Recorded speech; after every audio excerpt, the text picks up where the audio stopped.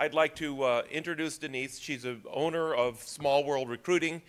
She's here from Ohio, and I welcome her. And we're going to change the format from, instead of a video presentation, to a more informal format where people can interact directly with Denise. Denise? So I figured that I would kind of give you an overview of how I started the company, and I think that might give you an idea of how I feel about employment. And we can talk about what I think needs to change in education in terms of getting students ready for employment. So you guys can ask as many questions as you'd like, and I will hopefully be able to answer all of them, okay? So I spent about 10 years working in the logistics and supply chain industry and thought I would retire doing that. And I worked for Maersk. And one day they called us all into the office in Chicago. I lived in Cleveland. And that was pretty usual. I used to go in at least once a month. So drove into town on Sunday, went into the office on Monday, lost my job. All of us that were in my role lost our jobs. So I'm driving home, and I'm like, well, that's unexpected. And I lost a high-paying job and my company car and my company cell phone.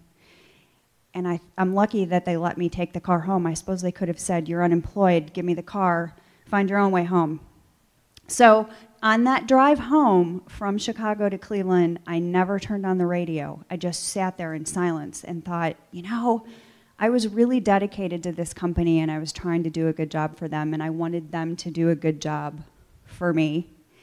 And now I've just lost my job, and I'm 43, and I haven't saved enough money for retirement because I've been a single mom for a really long time, and I have a daughter in college.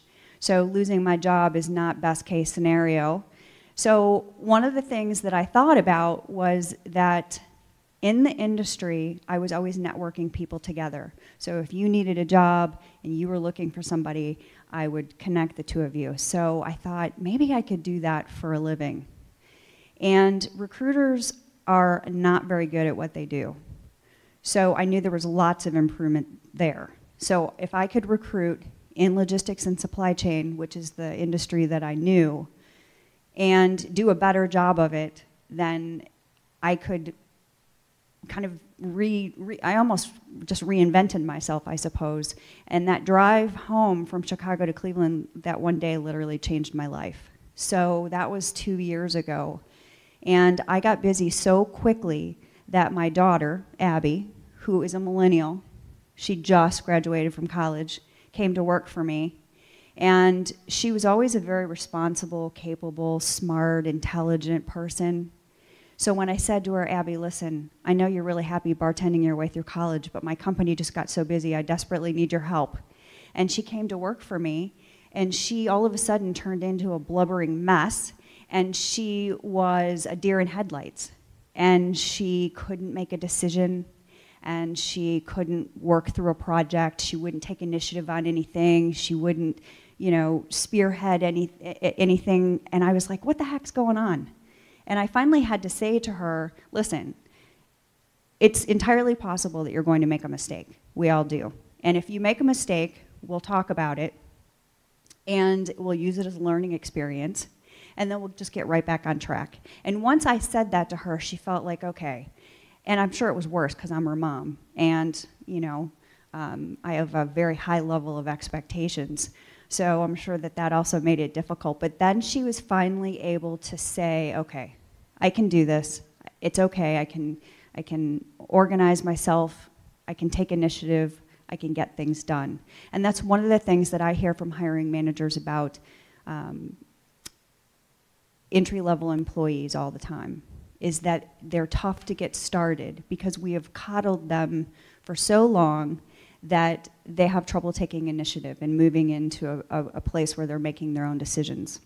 So I don't know if anybody has any questions as it relates to getting kids ready for school, internships, what companies are looking for from an entry-level employee, but I do recruit on a worldwide basis. We have clients and candidates all over the world, so I'm happy to answer any questions that you might have related to employment. And I do recruit exclusively in logistics and supply chain, but I think, you know, anything that we could talk about today would be very universal across other industries. So does anyone have questions? Yes?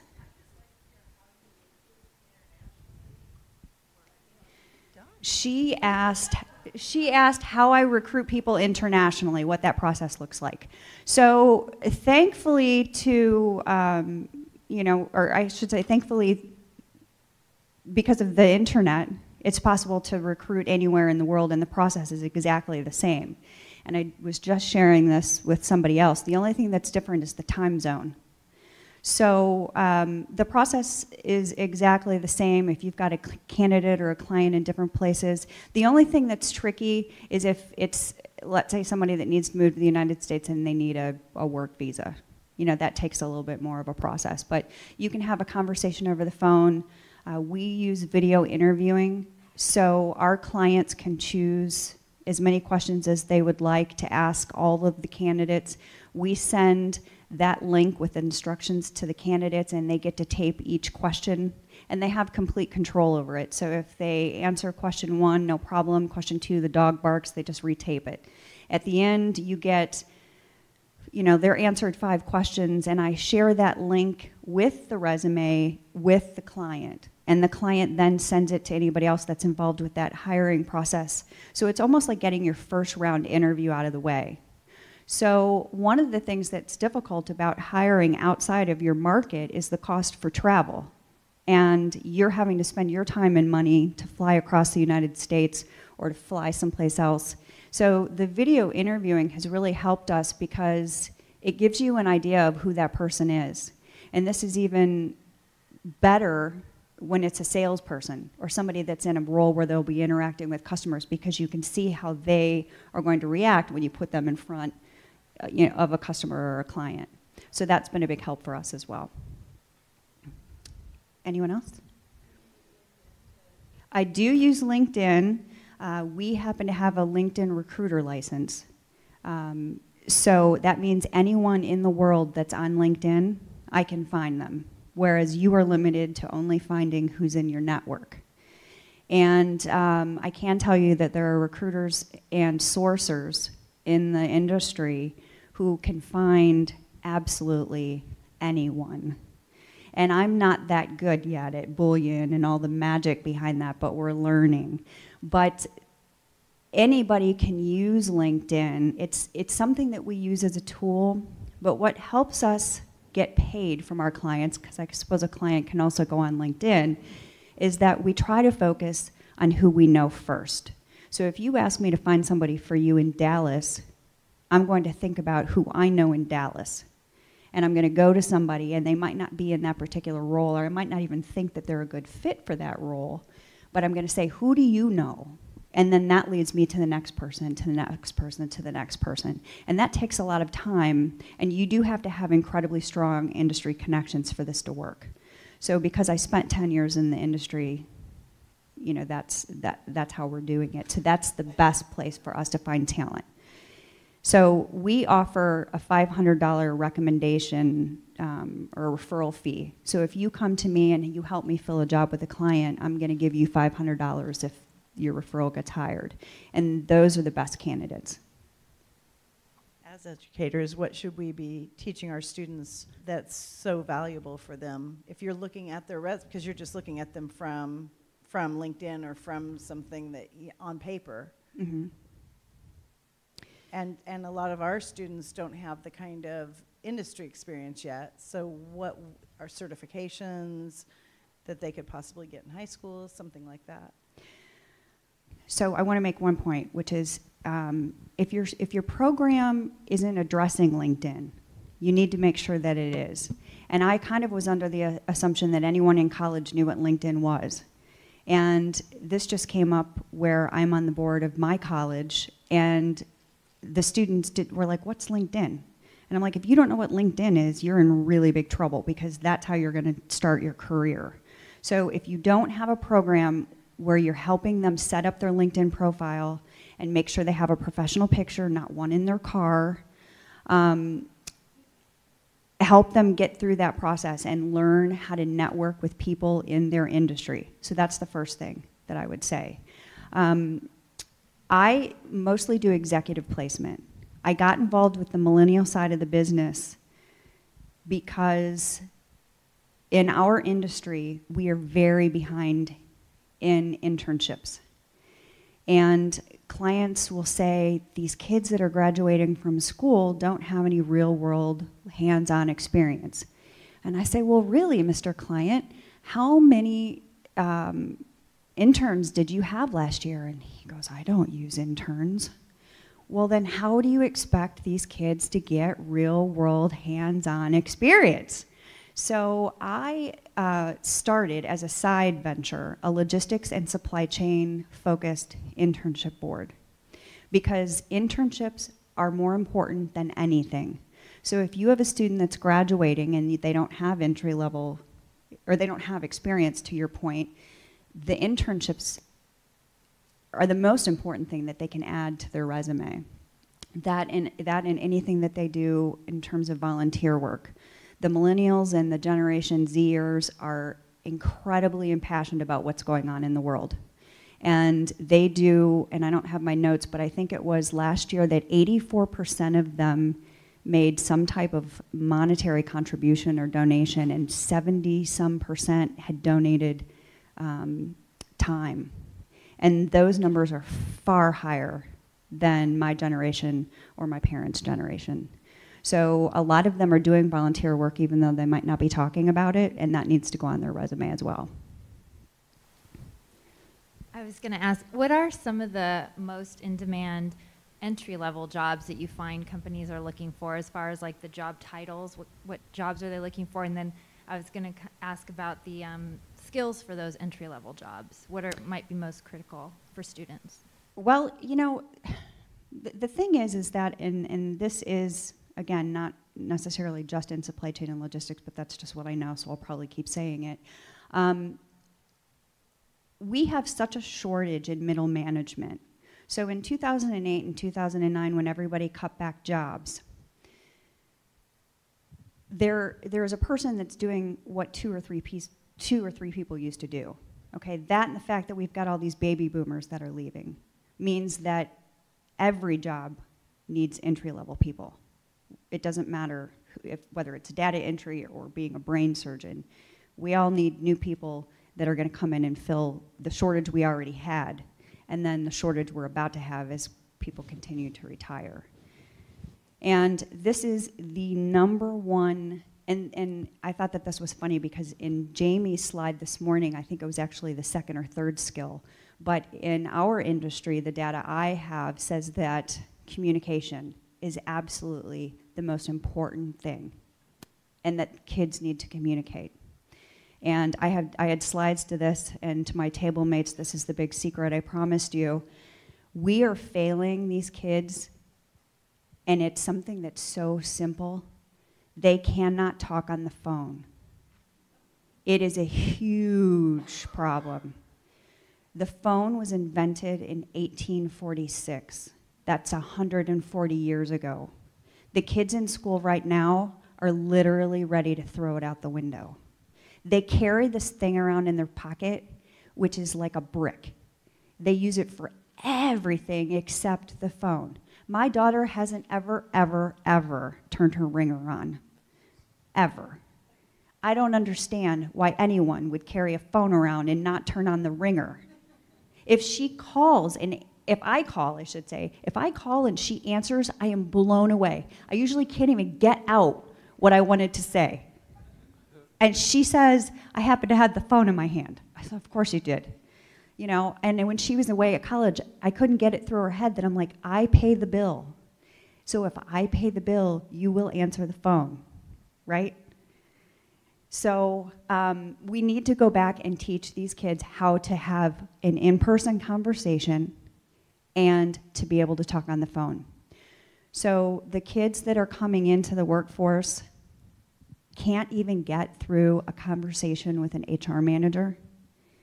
They can't get through a phone interview. And once they get to work, they can't pick up the phone and have a conversation. Now, Abby, who works for me, with me, is exactly the same. She does not like to talk on the phone. Can I text them? Can I email them? Can I hire a skywriter?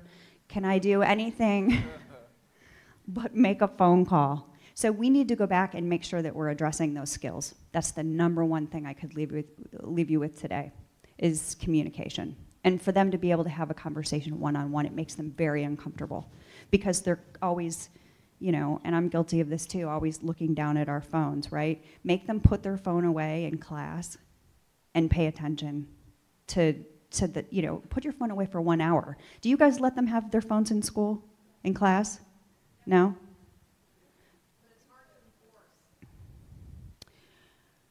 You know, I guess as a teacher it probably would be. You know, I was adamant that Abby not take her phone out in school. When she went to university, I said, so help me God, if I ever found out you had your phone out and were texting during a professor who's a PhD giving a lecture, I will personally come down there and pull you out of that classroom and embarrass the heck out of you. Because they went to school for a very long time and you owe them every bit of respect. And once you're a PhD, if you want to sit in class and talk on your phone, that's entirely up to you. But if you can get them to not have their phone so that they can pay attention to you and pay attention to communicating with their classmates, that's really what needs to happen. Yes? I think we can all agree that networking is still probably one of the most, if not the most effective method for the job seeker to secure employment. Looking at it from the standpoint of a job seeker or a student who's recently graduated, what methods might you recommend of getting past the gatekeepers in order to establish a network connection? I think what any student should do initially is set up their LinkedIn page, and you are allowed to join 50 groups on LinkedIn and interact with the people in that group, get your resume out to them, have a conversation about what you're talking about in school. If it's a company that they're excited about and want to go to work, you know, let's say they want to work for Nestle because they're chocolate fans or what have you, have them start reaching out to those people that have the same background. You also on LinkedIn can search your, what's the word? People who went to your college. Yes, thank you, alumni. And I'm on the alumni board of my own college, so I don't know how I could forget that word. So let's say they go to Ohio State, just as a random example.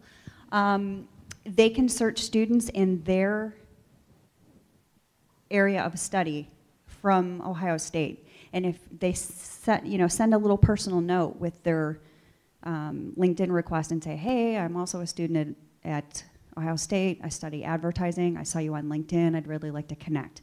They're always going to say yes, always. So that's the first thing that they need to do. The second thing is go out and find groups that are in your industry. So if you're a supply chain and logistics student, you'd want to join APEX, you'd want to join CSCMP, which is Council of Supply Chain Management Professionals. Almost all of those organizations have a student membership, and you need to go to those local meetings and you need to start meeting people, because that's how the best jobs get found, is networking through other people. So those are the things that I would say are most important. Are employers allowed to do unpaid internships, or is there some kind of an HR regulation about that? You can have an unpaid internship, but of course they're not popular because the students want to earn some money. The biggest problem we have is that there are not enough internships to go around. So if you're in a program that requires an internship and you can't find one to work, that's an issue. And this is definitely the case in supply chain and logistics, where we have students that are coming out of very difficult programs. They're studying logistics and supply chain, but they can't find a supply chain and logistics job. So they go to do a general business internship, let's say at IBM. And if IBM is smart and this internship did a good job, or the intern did a good job, they're going to offer them a job pending graduation. So the student graduates, they accept the position at IBM, they never come to work in the logistics and supply chain industry, and then we've lost out. So that happens enough times, we've got a problem. In logistics and supply chain, you have to study or be in the industry. You cannot work in marketing for 10 years and then transition to logistics and supply chain. So if we don't get them right from school, then we've lost them entirely. And I'm sure that there are other technical industries that that's also the case. Along that line, for someone that is a student in supply chain and they're going to start looking for employment, should their emphasis be on operations or software? Very good question. I am going to say operations. Any student that can start in operations already has a leg up. And here's a perfect example. I was in international freight forwarding sales, and I had no idea how we moved anything. So if someone wanted me to handle their freight or route their freight, I can guarantee it's not getting in the right place. And I went out and called on this client just numerous times and couldn't really get his business. And one day, my company asked me if I would take out on the road with me someone who had just transferred from operations to sales. I'm like, yeah, I don't really want to, but I will. So I take him into Lord Corporation in Erie, Pennsylvania, where I had met with this guy over and over and over again. And they sit down and have an entirely different conversation. And he was able to close that deal, and we walked out of there with so much freight, I couldn't believe it. I was literally stunned. People who start in operations and understand how a corporation or a business functions are going to outsell those of us that don't have operational backgrounds, probably 10 to 1. The same thing with software. It'd be better for you to understand how supply chain or logistics, manufacturing works, and then transition into software if you can. I know that might be difficult because of the technology requirements and what you're studying in school, but that would certainly be my recommendation. Anybody? Yeah. So I was wondering, I direct an out-of-school youth program for kids that are disconnected from education and employment.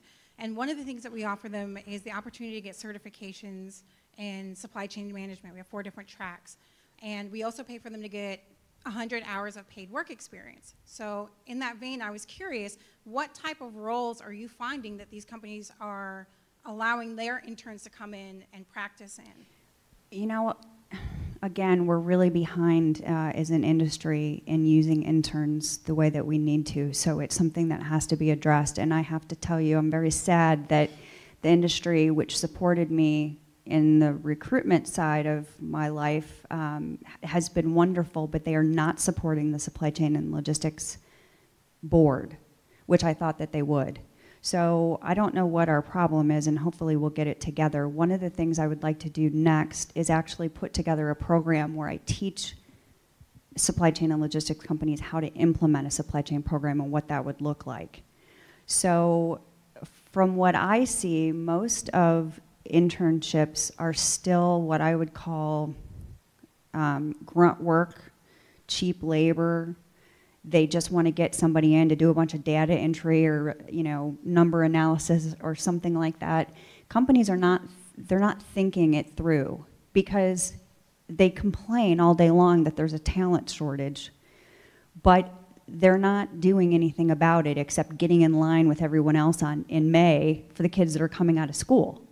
If they had an internship program and they were really setting up a mentorship type relationship with somebody in that department and they're teaching them valuable skills and they're having a conversation, and I can tell you, I'm really impressed with California. Not only do you have better weather, but you guys are actually having a conversation between the workforce and education. Nobody else is having that.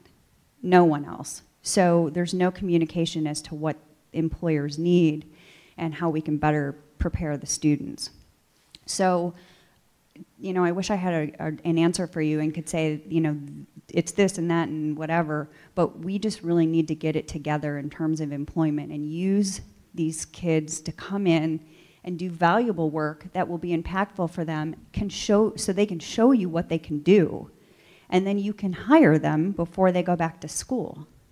And then you don't have to get in line for everybody else in May, with everybody else in May. So that really needs to change. We have to do a better job of that, for sure. Anybody else? Anyone in the back? Yes. Have you have you connected with the technical colleges?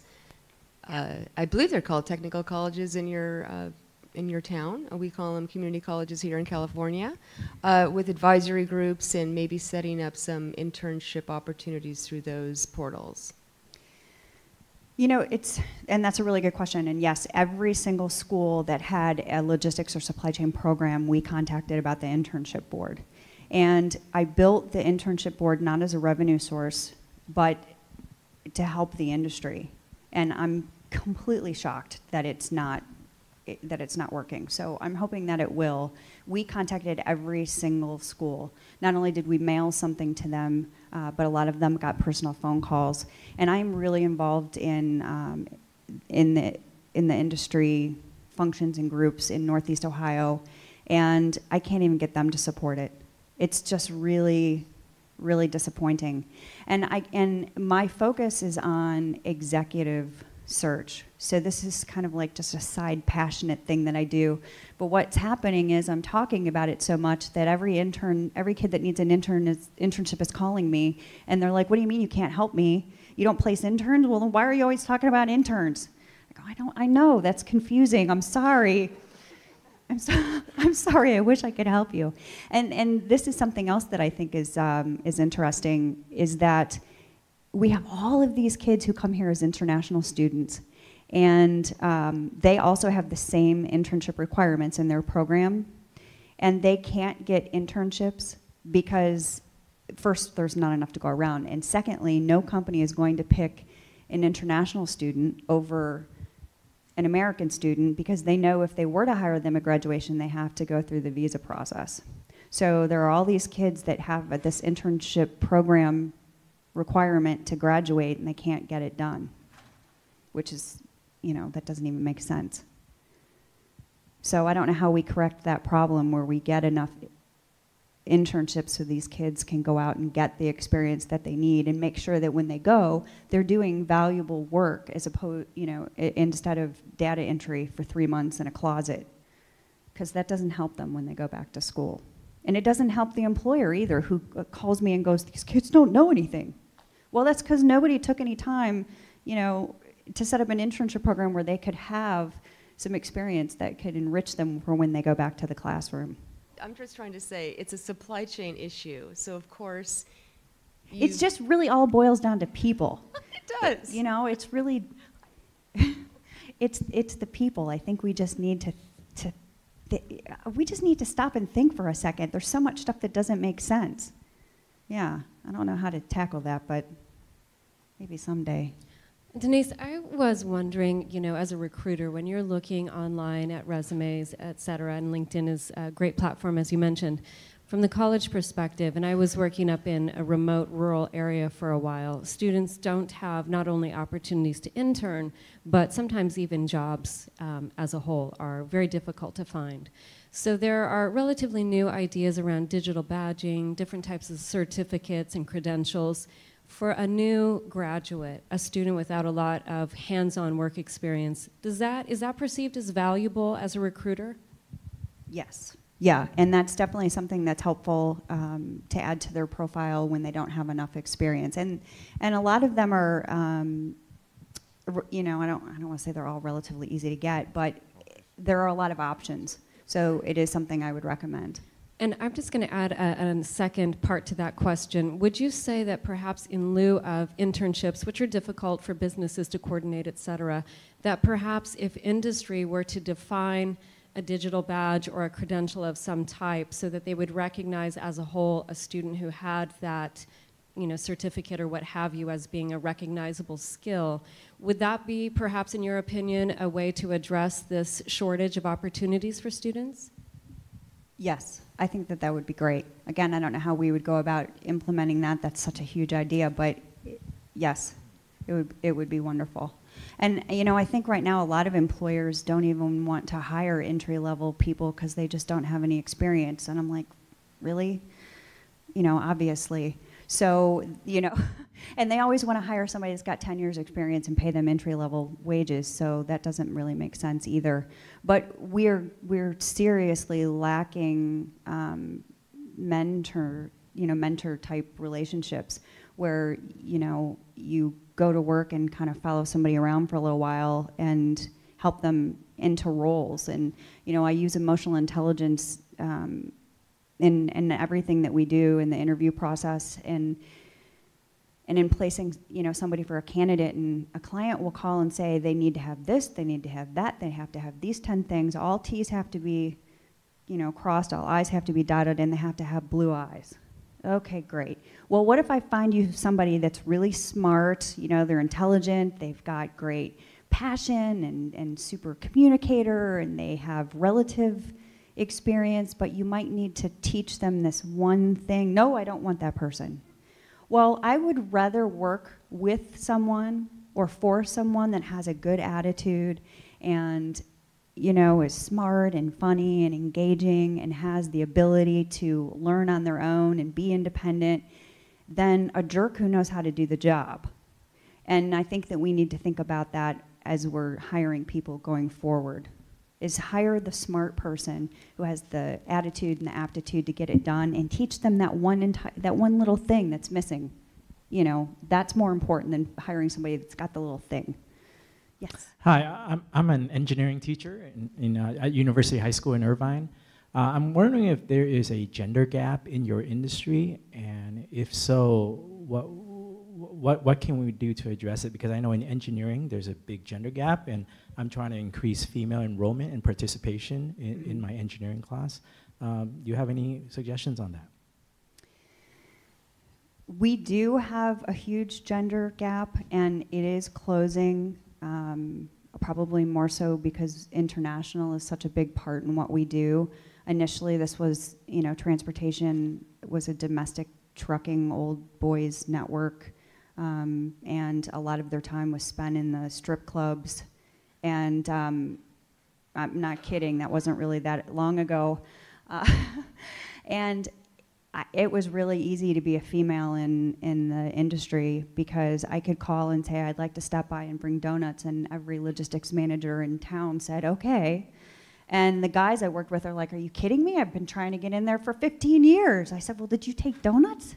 They said, yes, I took donuts, you know, but I'm not a girl. So I said, okay, well, I'll just use it to my advantage if that's what it takes. But, you know, we are getting to the point where we're adding more and more women, which is awesome. And I hate to say this, but I think that with engineering, it boils down to a lot of girls still just don't think they're smart enough, and that's sad. But, you know, engineering is it's a tough field, very tough, and huge salaries. You guys have some of the biggest salaries out there right now. So, you know, I'd like to see more females in the program for sure. You know, what's really funny, and I tell this story a lot, but when I was growing up, I tried out for the softball team in high school. And I had never played softball. I didn't even know the rules. I had to borrow a mitt. So at 14, I tried out and made the team. And I was a catcher, and we had team equipment. We wore the old boys' baseball uniforms because they didn't even have girls' softball clothes. Once I made the team, my dad took me out and bought me a guy's mitt and a guy's pair of cleats. And we played on the worst, saddest field that was forgotten behind the old elementary school. And there were some girls that we played ball with that were really quite good. And I grew up in a relatively affluent community with great schools, and some of them went on to play collegiate ball. 25 years later, Abby, my daughter, starts playing softball at 8. She played every single summer. By the time she was 11 and 12, she was on a travel team. 13 and 14, she was on an elite travel team. By the time she tried out for high school, she made it in a heartbeat. Everybody already knew who she was. She had been playing for years. She played varsity all 4 years. Did they play better ball than we did? No. But they were wearing girls' uniforms. Abby had leather cleats from Ringer, which were made for women. And every girl on that team, and not just Abby's team, every girl on every team in every conference was swinging a $300 to $400 bat. And Abby had 3 of them for sure. Abby was a shortstop. She had her own batting helmet. She sometimes caught, so she had her own catching equipment. That's the change that we've had in 25 years. So if you think about, let's say if my mom had played softball, which she did not, because it wasn't even an option. So she didn't play softball. So we've got a baby boomer who's like, we didn't play softball. And then I was happy to play softball with absolutely nothing, old, worn out, nasty club equipment. And then you've got my daughter and her friends who all played with the best equipment that was available. So you can, if you think about that, that's how you can understand millennials, is that we gave them everything. We gave them every tool to get the job done. Why did we do that? I really don't know. It's like the helicopter parenting thing. We totally did it. I'm completely guilty. So if you think about a baby boomer who looks at a millennial and goes, why are you so entitled? Why are you so spoiled? Why do you want everything handed to you? Well, because I grew up that way, and it's not really my fault, okay? My parents did it. So, and we have, swear to God, this is a true story, we have had parents who get involved in the negotiation of their kids' salaries. What? You can't do that. That's not acceptable. You can't have your mom call you in work, sick for work. So, that story kind of really explains why they are the way that they are, because they have had everything available to them. And when you carry around the internet in your pocket, the world is very small. They know everything. We thought we knew everything when we were teenagers. That's a teenager's job to know everything. These kids literally know everything. If they don't know it, they can look it up in 10 seconds. And, and when you're talking about millennials, 76% of them think that they think that their boss could learn something from them. And Abby said that's totally true. So I don't know how I feel about that. But, she does, there are things that I'm not very good at that she does in a heartbeat. It drives me crazy. IT and all of those types of things. I'm like, this thing doesn't work. She's like, no, you don't work. Yes? Yeah, I got to tell you that from a teacher's perspective, I actually think that we're getting into trouble when we bash millennials, because my generation, I graduated college in '85, we were far more spoiled than any of the millennials I've taught now. There was far more entitlement in my generation than I'm seeing among the students. And also, one of the mean things I do to my fellow teachers is when they start bashing millennials for their papers and all that, I say, let's do the Dan challenge. Why don't you bring a paper you wrote in college and grade it? And we'll trade each other's papers and we'll grade them, because they're different. They actually work differently.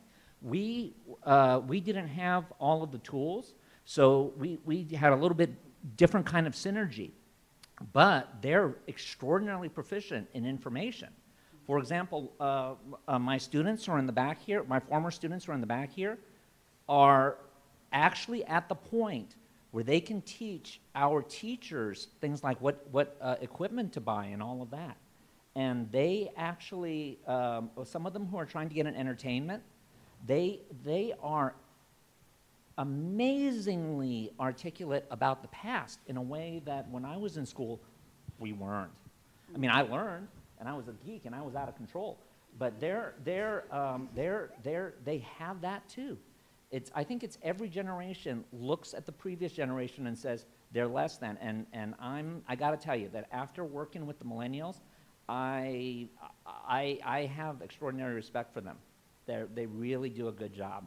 Just thought someone had to say it. And I don't think we should bash millennials, and I think that they do get a bad rap. I think what we need to do is just understand their perspective.